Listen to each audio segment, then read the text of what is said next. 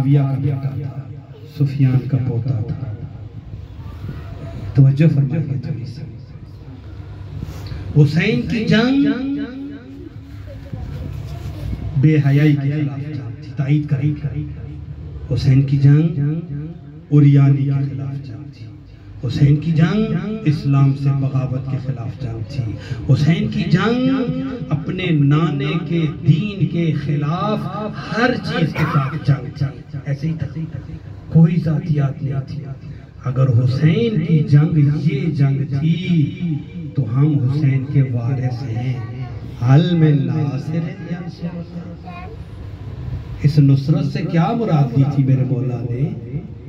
مولا نے کہا تھا 61 ہجری میں لڑوں گا، قیامت تک حسینی کر لڑے گی۔ کہاں؟ ہر جگہ کربلا ہوگی، ہر جگہ فحاشی ہوگی، ہر جگہ اوریانی ہوگی، ہر جگہ خلاف ورزیاں ہوگی۔ وہ حسینیوں، میں آج کربلا میں تم سے وعدہ کر کے جا رہا ہوں، جو بھی میرے خط حسینی پر لڑے گا، مجھ حسین کے مقصد کو سمجھے گا، اور یہ سمجھے گا دنیا میں کیوں آیا تھا۔ کربلا میں کھڑے ہو کر اعلان کیا، میں زہرا کا بیٹا تم سے وعدہ کرتا ہوں، تمہیں جون کے ساتھ اٹھاؤں گا، مسلم کے ساتھ تمہارا انجام ہوگا، حبیب کے ساتھ اٹھو گے، بشرطے کہ حبیب والے میدان میں آ جاؤ۔ کھلا ہے میدان ہمارے لیے۔ رسمی روایتی مجالس سے ہٹیے، پروگراموں سے ہٹیے، روح کربلا کی ضرورت ہے۔ حسین کیا چاہتے ہیں ہم سے؟ مردہ دین نہیں، جاندار کربلا کی ضرورت ہے، جاندار حسینیت کی ضرورت ہے۔ حسین نے کس کے خلاف جنگ کیا؟ آپ روزانہ مجلس سے پہلے زیارت عاشورہ پڑھتے ہیں، انی سلم لمن سالمکم وحرب لمن حاربکم۔ مولا میں بھی لڑوں گا۔ کہاں لڑیں گے؟ کب لڑیں گے؟ کیا یزید ختم ہو گیا؟ کیا یزیدیت ختم ہو گئی؟ کیا حسین نے جس کے خلاف جہاد و قیام و جنگ کی تھی وہ ماحول ختم ہو؟ زیادہ ہو رہا ہے۔ بس ہر جوان امین ہے اس بات کا۔ آپ کو اور مجھے میں کہہ دوں آخری فضائل کا جملہ، جتنی نعمتیں خدا نے دی، یہ کہہ رہا تھا، جتنی نعمتیں خدا نے دی ان میں سے سب سے بڑی نعمت حسین ہے۔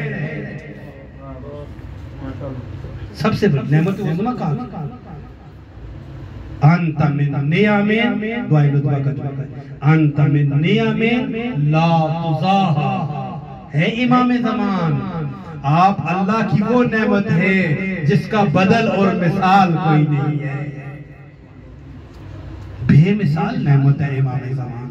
ہر امام یہ نعمت دی جس کی اچھا فقط یہ نعمت عظمیٰ ہے۔ آخری جملہ کہوں فضائل کا، فقط نعمت عظمیٰ ہے نا، کہا یہ وہ نعمت ہے جس کی وجہ سے میں نے نعمتیں پیدا کی ہیں۔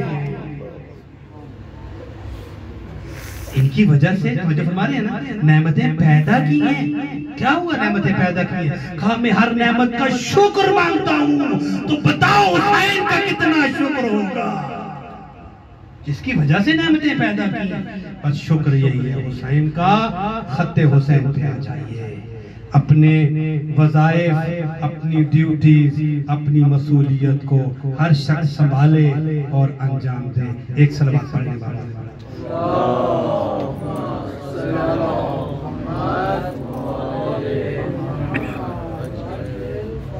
یہ نہ کہنا کہ ہم سے سخت کام لیا جا رہا ہے۔ اہل بیت کے گھر کے چھوٹے چھوٹے بچوں نے ہمیں شرمندہ کر دیا ہے۔ کتنی عمر ہے ان کی، کتنی عمر ہے محمد کی، کتنی عمر ہے محمد کی، کتنی عمر ہے ابراہیم کی۔ خدا کی قسم، بغیر کسی تصنع بناوٹ اور تکلف کے تنہائی میں جب انسان یہ سوچے، انسان کے رونگٹے کھڑے ہو جاتے ہیں، انسان کو ڈائریکشن مل جاتی ہے۔ کہوں جملہ، انسان کو حسینیت مل جاتی ہے، انسان کو زندگی کا انداز مل جاتا ہے۔ میں سوچ رہا ہوں آپ کے سامنے یہ بچے بیٹھے ہیں، ان کو دیکھ لیں، شاید محمد و ابراہیم کی عمریں اس بچے سے زیادہ نہیں ہوگی، 5 سے 7 سال، بعضوں نے 7 سے 9 سال۔ عزیزانو خدا کی قسم، عجیب مصائب ہے، عجیب مصائب ہے، اور دعا مانگے ابتدائے مصائب میں پروردگار عالم ہمیں کریا کی توفیق نصیب فرمائے۔ یہ بہت بڑی نعمت ہے کریا، کسی نعمت سے شاید کم نہ ہو۔ مجلس حسین بہت بڑی نعمت ہے، معرفت بہت بڑی نعمت ہے۔ 5 سے 7 سال کا بچہ، شاید پکا میں سارا مضمون نہ پڑھ سکوں۔ 3 قول لکھے ہیں روایت میں، مقتل نے۔ پہلا یہ کہ اپنے بابا کے ساتھ، جناب مسلم کے ساتھ ان کو بھیجا گیا۔ دوسرا یہ کہ کوفہ میں یہ کاروان حسینی سے جدا ہوئے۔ تیسرا یہ کہ شام غریبہ کو یہ جدا ہوئے۔ قرین قیاس قول شام غریبہ مدہ لیا گیا ہے۔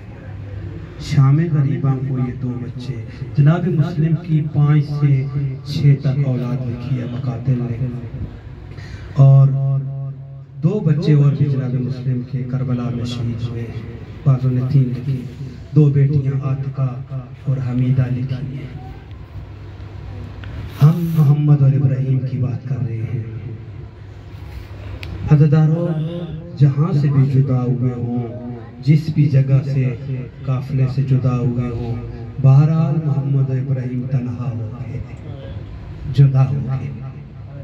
آنکھیں بند کر کے سنو نا، جس کی اولاد ہے خدا کے لیے، مجھے یہ جملہ اچھا نہیں لگتا کہ صاحبان اولاد توجہ کرے، میں کائنات کی ساری اولاد محمد کی جوتی پہ قربان کرتا ہوں، ابراہیم کی جوتی پہ کائنات کی ساری اولادیں قربان ہوتے ہیں۔ ہماری اولادیں کیا ہیں؟ کم از کم اپنی اولاد جتنا اگر انسان احساس نہ کرے تو یہ بے وفائی ہے اہل بیت کے ساتھ۔ جدا ہو گئے محمد و ابراہیم۔ قاضی شرح کے گھر میں پہنچ گئے۔ قاضی شرح نے ان بچوں کو اپنے گھر میں رکھا۔ محمد و ابراہیم کو خطرہ محسوس کیا ابن زیاد کی طرف سے۔ چند دنوں کے بعد اپنے بیٹے کو، ظاہراً بلال نام تھا، کہا بلال محمد و ابراہیم کو اس چوک اور چوراہے میں لے جاؤ جہاں سے مدینہ کے قافلے آتے ہیں اور مدینہ کا رستہ جدا ہوتا ہے۔ عزیزانو، بس اور کچھ نہیں کہوں گا، اتنا ذہن میں رکھنا، بچوں کی عمریں 5 سے 7 سال ہے بس۔ بلال ان کو لے آیا۔ بچے کوئی قافلہ پیدا نہ کر سکے، کوئی کاروان پیدا نہ کر سکے، شاید مشیت عزیزی یہی تھی۔ بچے پھر دوبارہ گھومتے گھومتے کوفہ میں پہنچ گئے۔ عزیزانو، اب میں جملہ کہہ دوں، مقتل نے لکھا ابن زیاد کی ساری آرمی، ساری فوج ان 2 بچوں کے پیچھے تھی۔ اللہ اکبر! پردیس، غربت، 2 بچے ملک میں نہیں ہیں، غریبی میں ہیں، پردیسی میں ہیں، ایک بادشاہ وقت کی ساری فوج 2 بچوں کے پیچھے ہے۔ عزیزانو، یہ بڑی مصیبت ہے۔ جگہ جگہ تلاش کیا جا رہا ہے، پوری آرمی متحرک ہے۔ بس عزیزانو، میں مختصر کروں، ایک مقام سے یہ بچے ٹریس ہو جاتے ہیں۔ بچوں کو پکڑ کے ابن زیاد کے پاس لے جایا جاتا ہے۔ ابن زیاد بچوں کو زندان میں بھیج دیتا ہے۔ عزیزانو، سن لو گے، روایت میں لکھا بچے 1 سال تک زندان میں، لیکن آپ نے کیفیت شاید محسوس نہیں کی ہوگی، 1 سال کیسے بچے زندان میں رہے۔ عزیزانو، کہہ دوں جملہ، مقتل نے لکھا بچوں کو زمین دوز ایک جگہ میں رکھا گیا تھا جہاں پر ہوا بالکل نہیں آتی تھی، جہاں پر گھٹن تھی، ابس تھا۔ مجھے معاف کرنا، بچے 1 سال اس جگہ پہ رہے، کھانا کتنا دیا جاتا تھا، پانی کتنا دیا جاتا تھا، خدا کی قسم پانی کے لیے اور کھانے کے لیے لکھا 1 روٹی کا ٹکڑا صبح اذان کے وقت دیا جاتا تھا، 1 شام کو دیا جاتا تھا، پانی کا 1 گلاس صبح دیا جاتا تھا، 1 شام کو دیا جاتا تھا۔ عزیزارو آپ نے سن لیا، لیکن میں نے کھولا نہیں بات کو۔ جو روٹی کا ٹکڑا دیا جاتا تھا اس میں کنکر ملے ہوئے ہوتے تھے، اس میں سنگریزے، اس میں مٹی ملی ہوئی ہوتی تھی، خالص آٹا نہیں ہوتا تھا۔ عزیزارو مجھے معاف کرنا، کہتے ہیں 1 سال جب گزر گیا، اس وقت یہ گلشن نبوی کے چھوٹے چھوٹے ننھے ننھے پھول اتنے مرجھا گئے تھے، ان کے چہرے زرد ہو۔ عزیزارو اتنا زود، اتنی سختی، 1 سال تک روٹی کا 1 ٹکڑا جو خالص نہیں ہوتا تھا، پانی کے 2 گھونٹ۔ عزیزارو پڑھ دو جملہ مکتب نے لکھا، بچوں نے 1 سال روزہ رکھا، 1 سال تھا محمد ابراہیم نے روزہ رکھا، چونکہ کھانا پینا اتنا دیا جاتا تھا۔ بچے انتہائی نحیف ہو گئے، انتہائی کمزور ہو گئے۔ یہ وہ مصائب ہیں جو دنیا میں آتے ہیں تو انسان کی آخرت میں درجات بڑھتے رہتے ہیں۔ پروردگار مسلم کے بیٹوں کو عجیب مقام دینا چاہتا ہے۔ بس عزادارو، بچے قید سے تھک گئے، پریشان ہو گئے، آزردہ ہو گئے، افسردہ ہو گئے، اتنا ہی تحمل تھا۔ ایک دن محمد نے ابراہیم سے کہا، محمد، ابراہیم آج داروغہ آئے گا، میں اس کو کہہ دوں گا میں کون ہوں، چونکہ میں اس سے زیادہ زندان میں نہیں رہ سکتا۔ میں نے سارا نقشہ نہیں کھینچا، بچوں کے بدن کا، رنگت کا، کمزوری کا، نحیف ہونے کا۔ عزادارو جب شکور آیا، محمد نے کہا، شکور تو مسلمان ہے؟ کہا ہاں میں مسلمان ہوں۔ کہا محمد مصطفیٰ کو جانتا ہے؟ کہا وہ میرے نبی ہیں، میں ان کا کلمہ پڑھتا ہوں۔ سن رہے ہو عزادارو؟ کہا علی مرتضیٰ کو جانتا ہے؟ کہا وہ ان کے بلا فصل نائب ہیں اور میرے امام ہیں۔ عزادارو بچوں نے جب سنا یہ محمد مصطفیٰ کو اپنا نبی مانتا ہے، علی کو اپنا پہلا امام مانتا ہے، بلک کے بچے فوراً کہا، شکور ہم مسلم کے بیٹے ہیں، میں محمد ہوں، یہ ابراہیم ہے۔ عزادارو جب یہ جملے کہ میں محمد ہوں، یہ ابراہیم ہے، تھوڑا سا پیچھے لے جاؤں نا آپ کو۔ جب شکور آیا کرتا تھا، پہلے نہیں جانتا تھا، کبھی کبھی بچوں کو تماچے بھی مارتا تھا، زلفوں سے بھی کھینچتا تھا، اذیت بھی کرتا تھا، کوڑے بھی مارتا تھا۔ آج شکور کو پتا چلا یہ محمد مصطفیٰ کے خاندان کے ہیں، یہ علی مرتضیٰ کے چشم و چراغ ہے۔ عزادارو ایک مرتبہ روایت میں لکھا، شکور شہزادوں کے قدموں پر گر گیا، ان کے پاؤں کے بوسے لینے لگا، کہا دادی زہرا کا وقت، مجھے معاف کر دو، مجھے پتہ نہیں تھا آپ زہرا کی اولاد ہے۔ بس عزادارو محمد نے شکور کو اٹھایا، کھڑا کیا، کہا ہمارے قدموں پہ نہ گر، ہم بڑے کریم خاندان کے، آج تجھے زندان میں وعدہ کرتے ہیں، فقط معاف نہیں کرتے، کل دادی زہرا سے تیری شفاعت کرائیں گے شکور۔ بس عزادارو بچوں نے کہا تیری شفاعت کرائیں گے، ہم بڑے کریم خاندان کے ہیں۔ عزادارو شکور کانپ رہا تھا، ہاتھ جوڑ کے کھڑا تھا، ہاتھ کانپ رہے تھے، کہا مجھے معاف کر دو۔ کہا ہم نے تجھے معاف کر دیا، تو نے جو ہمیں تماچے مارے ہم نے معاف کر دیا، ہماری زلفوں سے کھینچا ہم نے معاف کر دیا، جو جھڑکیاں دی ہم نے معاف کر دیا، اس لیے کہ تو جانتا نہیں تھا۔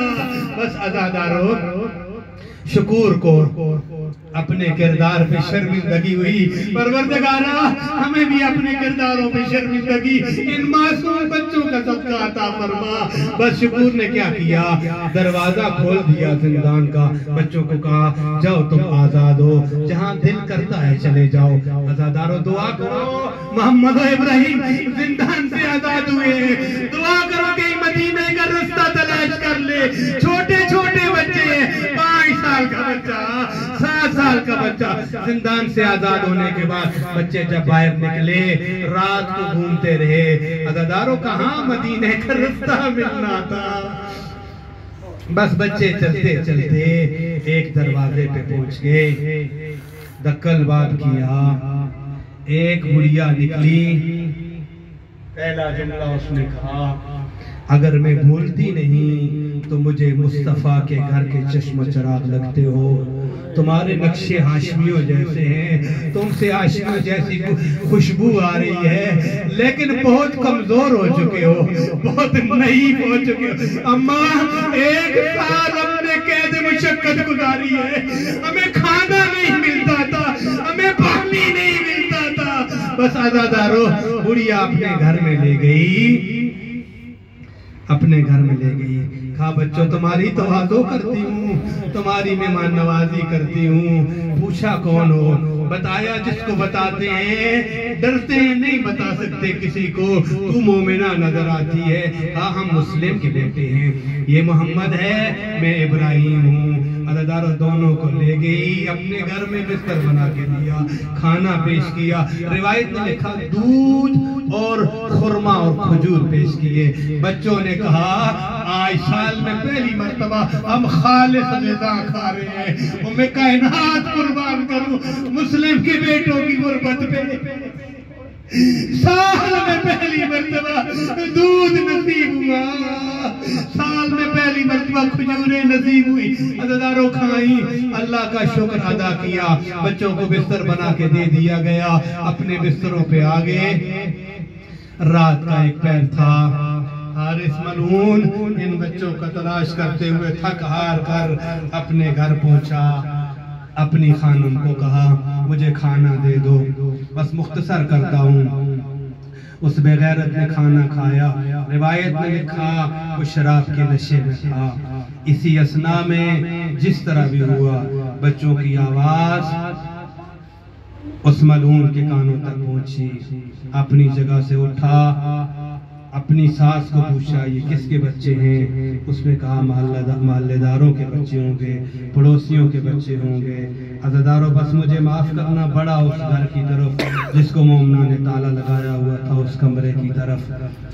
حارث بڑھتا گیا، چابی مانگی اس نے نہیں دی، میں سارا نہیں پڑھ سکتا، اپنے غلام کو مارا، اپنے بیٹے کو مارا، اپنی بیوی کو مارا، اپنی ساس کو مارا، کسی نے چابی نہیں دی۔ عزادارو بس دروازہ توڑا جس طرح بھی توڑا تھا، پہنچ گیا محمد و ابراہیم کے سر پر۔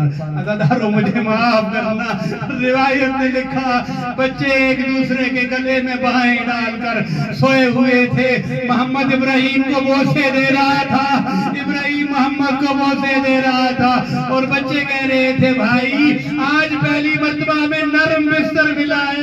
دوسرے بھائی نے عجیب جملہ کہا بھائی ہمیں کہاں آرام نصیب ہے، شاید موت ہمارا تعاقب کر رہی ہو۔ بس اسی اثناء میں حارث داخل ہو گیا، بچوں کے کمرے میں حارث داخل ہوا۔ عزادارو بچوں کی زلفوں سے پکڑا، گھسیٹتا ہوا سین میں لایا، ستون کے ساتھ باندھ دیا۔ 5 سال کا بچہ، 7 سال کا بچہ، غربت کا ماحول، پردیس، صاحبان اولادیں جو حاجتیں وہ اپنی دلوں میں لے آئے۔ 5 سال کا بچہ، 7 سال کا بچہ، بس عزادارو روایت نے لکھا طلوع صبح کے وقت ہر انسان کی حاجت ہوگی، کسی کی توبہ کی حاجت ہوگی، کسی کی معرفت کی حاجت ہوگی، کسی کا امام زمانہ کا عون و ناصر بننے کی حاجت ہوگی، لا تعداد حاجتیں ہوتی ہیں انسانوں کی۔ ان بچوں کے وسیلے سے میں منبر حسین پہ کھڑا ہوں، میرا یہ یقین کامل ہے خدا رد نہیں کرے گا۔ صبح طلوع ہو رہی ہے کوفہ میں عزاداروں، حارث نے ان بچوں کو زلفوں سے پکڑا، فرات کی طرف لے کر گھسیٹ کر چلا گیا۔ گھسیٹتا ہوا فرات کے کنارے پر پہنچا، بس میں شہادت کے 2 جملے پڑھنا چاہتا ہوں۔ حارث نے کہا میں تمہیں شہید کرنا چاہتا ہوں، میں تمہاری گردنیں قلم کرنا چاہتا ہوں۔ بڑے کی طرف بڑھا، چھوٹے نے کہا بڑے بھائی باپ کی جگہ ہوتے ہیں، میرے سامنے میرے بڑے بھائی کو شہید نہ کر، پہلے مجھے شہید کر۔ عزاداروں مجھے معاف کرنا۔ چھوٹے کی طرف بڑھا، کتنے میں بچوں نے کہا کوئی آخری خواہش ہے تو بتا دو۔ بچوں نے کہا ہم نے نماز حاجت پڑھنی ہے۔ میں مصائب میں یہ جملہ کہنا چاہتا ہوں، مقتل میں جا کے تصدیق کیجئے گا، مسلم کے بیٹے تاریخ انسانیت میں وہ پہلے 2 بچے ہیں جنہوں نے 2 رکعت نماز حاجت نہیں پڑھی، 4 رکعت نماز حاجت پڑھی ہے۔ خدا کی قسم مقتل نے کہا بچوں نے 4 رکعت نماز حاجت پڑھی۔ محمد نے بھی 4 رکعت، ابراہیم نے بھی 4 رکعت نماز پڑھی۔ نماز پڑھنے کے بعد جب نماز پڑھ چکے دعا کی، پروردگارہ ہمارے درمیان اور ہمارے قاتل کے درمیان عدل سے فیصلہ فرمانا۔ شاید میں ساری شہادت نہ پڑھ سکوں، جلدی 2 جملے پڑھتا ہوں۔ اٹھے نماز پڑھ کر آگے بڑھا حارث، چاہتا تھا ایک کی گردن قلم کرے، دوسرا آگے بڑھا، دوسرے کی کرے، پھر پہلا آگے بڑھا۔ عزاداروں روایت میں لکھا حارث کافی دیر تک پریشان کھڑا رہا۔ چھوٹا کہتا تھا پہلے مجھے مار، بڑا کہتا تھا پہلے مجھے مار۔ حارث کو سمجھ نہیں آتی تھی پہلے کس کی گردن کو قلم کرے۔ بلاخر بڑا آگے بڑھا، کہا میں نہیں برداشت کر سکتا، چھوٹے بھائی اولاد کی جگہ ہوتے ہیں، مجھے معاف کرنا عزاداروں۔ حارث نے اپنی تلوار چلائی، وہاں بھی روایت تفصیلی ہے نہیں پڑھنا چاہتا، اپنی تلوار چلائی، بڑے کا سر قلم ہو گیا، زمین پر آ کر سر گرا۔ چھوٹا دوڑتا ہوا گیا، جا کے ان کے سر کو اپنی گود میں رکھا، اس کے منہ کا جتنا گردن کا سارا خون عزاداروں اپنے چہرے پہ اپنی حاجتوں کو حاضر کیجئے، اپنے چہرے پہ خضاب کیا، اپنے بالوں پہ خضاب کیا۔ ایک جملہ مقتل نے کہا، لکھا نانا مصطفیٰ معاشر میں آؤں گا، اسی خضاب کی صورت میں اللہ سے میرا فیصلہ کروانا۔ بس عزاداروں جب چھوٹا خضاب کر رہا تھا، حارث دوڑتا ہوا چھوٹے کے پاس آیا، بڑے کا سر تھیلے میں ڈالا، مقتل نے لکھا ایک کپڑے میں ڈالا، چھوٹے کا سر بھی قلم کیا۔ عزاداروں میں نے جلدی شہادت پڑھ لی، بچوں کی 2-3 وصیتیں تھی مجھے یاد نہیں رہی۔ عزاداروں ایک وصیت یہ تھی، حارث ہمارے خون میں اپنے ہاتھ رنگین نہ کر، یہ پہلی وصیت تھی۔ چھوٹے بچے کہتے ہم نہیں چاہتے تو جہنم میں جائے، ہمارے خون میں اپنے ہاتھ رنگین نہ کر۔ دوسری وصیت کی، کہا حارث ہمیں کیوں مارنا چاہتا ہے؟ کہا مجھے انعام کا لالچ ہے۔ عزاداروں مجھے خدا کی قسم یہ بڑا غربت کا جملہ لگا ہے، کہا مجھے انعام کی لالچ ہے۔ چھوٹے شہزادوں نے کہا دیکھ رہے ہو ہماری زلفیں کتنی حسین ہیں، ہم کتنے حسین ہیں، ہمارے نقشے کتنے اچھے ہیں، بازار میں لے جا ہمیں بیچ دے، بڑی قیمت لگے گی، ابن زیاد سے زیادہ پیسے تجھے ملیں گے، ہمیں نہ مار۔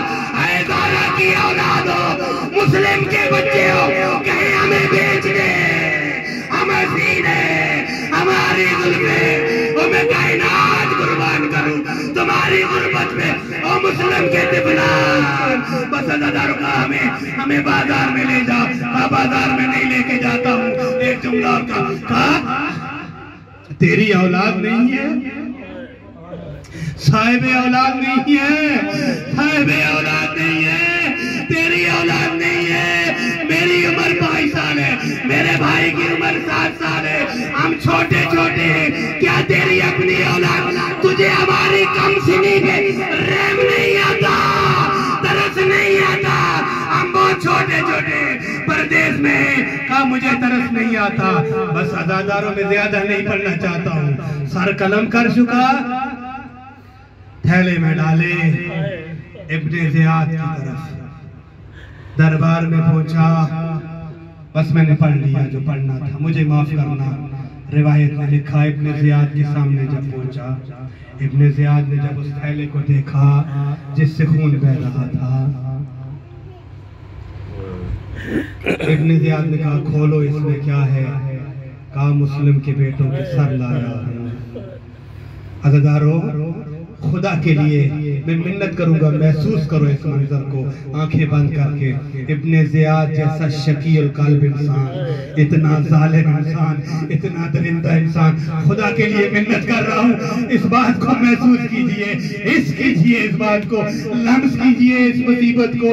اتنا درندہ انسان جب سر اس کے سامنے آئے، عزیزارو خدا کی قسم میں کہتا ہوں 3 مرتبہ اپنی کرسی سے اٹھا، پھر بیٹھا، بیتاب ہوا، پھر اٹھا، پھر بیٹھا، بے چین ہو گیا ابن زیاد۔ کہا حارث تو نے بڑا ظلم کیا ہے، بچوں کے چہرے بتا رہے، تو نے بڑا ظلم کیا، یہ کسی ماں کی اولاد ہوگی، شاہ جی مجھے معاف کرنا، اور جن کا ظالم جن پہ اتنا ترس کرے، جس ظالم کی نگاہوں میں مسلم کے بیٹے اتنے مظلوم ہو، اس ماں کی نگاہ میں ہے میں کائنات قربان کروں۔ کہا تو نے بڑا ظلم کیا ہے، تجھے ترس نہیں آیا، مسلم کے بیٹوں کے چہرے بتا رہے ہیں، ان کی رنگتیں بتا رہی ہے، ان کے چہروں پہ نیل کے نشان بتا رہے ہیں، حارث تو نے بڑا ظلم کیا ہے، حارث تو نے بڑا ظلم، حارث تو نے بڑا ظلم کیا۔ انا للہ و انا الیہ راجعون۔ بس عزیزارو دعا قبول ہوگی، آخری جملہ کروں، شہزادوں کی کہا تھا اللہ عدل سے فیصلہ کرنا۔ ابن زیاد نے کہا اس نے بڑا ظلم کیا ہے، جس ظلم کو ابن زیاد جیسا شخص ظلم کرے، کیا مظلومیت ہے مسلم کے بیٹوں کی۔ کہا میں نے زندہ کا کہا تھا، تو سر لے کر آیا ہے۔ بس عزیزارو ایک شخص کو کہا حارث کو لے جاؤ اسی فرات کے کنارے پر اور اس کا بھی سر قلم کر دے۔ آج آپ مومنین اکثر جاتے ہوں گے مسیب میں، آپ نے وہ مزار، وہ قبریں، وہ حرم بچوں کے دیکھے ہوں گے، انتہا کی غربت تھی۔ روایت نے لکھا یہ بچے جب کوفہ میں چلتے تھے دن کو چھپ جاتے تھے، راتوں کو سفر کرتے تھے۔ پروردگار عالم ان بچوں کے سفر کا صدقہ، زینب عالیہ کے پیدل سفروں کا صدقہ، حسین کے قافلہ، سکینہ کے پیدل سفروں کا صدقہ ہمیں حج و زیارات کی توفیقات نصیب فرما۔ امام زمانہ کے کریم ظہور میں تاجیل فرما، مولا امام زمانہ کے خادم و نوکروں میں شمار فرما۔ کریم اللہ حسین کی بارگاہ میں ہے، مجلس حسین میں معرفت کی خیرات نصیب فرما، گریہ کی بھیک نصیب فرما۔ پروردگار عالم اولادوں کو نیک فرما، بے اولادوں کو صاحبان اولاد فرما۔ پروردگار عالم علماء حقہ کا سایہ قائم دائم فرما۔ پھر اللہ واسطہ محمد و آل بیت محمد کا ہمیں صحیح معنوں میں محمد و آل بیت محمد کے مخلص اور مرد بننے کی توفیق نصیب فرما، اپنے وظائف انجام دینے کی توفیق نصیب فرما، ہر وقت کربلا کے تقاضوں کو پورا کرنے کی توفیق نصیب فرما۔ جس مومن کی جو حاجت ہے تو علیم بذات الصدور ہے، تو قاضی الحاجات ہے، تجھے باب الحوائج کا واسطہ سب کی حاجتوں کو قبول و منظور فرما۔ وما توفیقی الا باللہ۔